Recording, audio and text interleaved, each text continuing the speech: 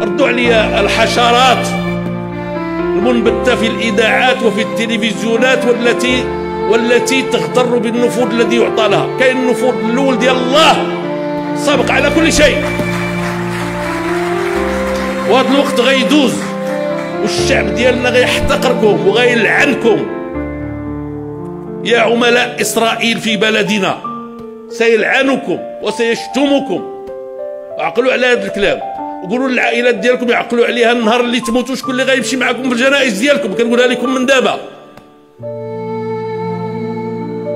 تكونوا زعما واضحه الامور بالنسبه اليكم. هذه الامه امه اسلاميه وكتعرف باللي حنا والجزائريين والموريتانيين والليبيين والمصريين والشوام والفلسطينيين وخا هما من الشام والعراقيين والإيرانيين والسعوديين والأمة العربية كلها والأمة الإسلامية كلها نحن أمة واحدة.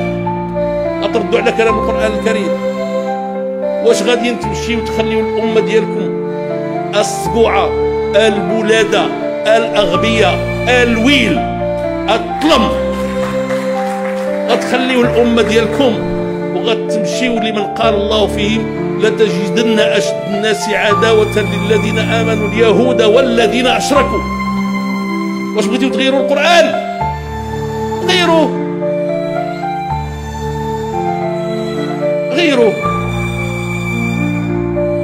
حيدوا منه شي آيات اللي ما تلاوش عاجبينكم، حيدوا منه هذه الآية هذه وديروا لا تجدن أشد الناس عداوة للذين آمنوا إيران أو من كيران أو من إيران. ديروا اللي بغيتيو. القرآن حاكم عليكم أيها البلداء. كتفرحوا دابا بداك 2 فرانك اللي كيعطيوكم أيها المرتزقة، كتفرحوا بداك 2 فرانك. اش غيديروا لكم بداك 2 فرانك؟ شحال غيبقاو معكم بداك 2 فرانك؟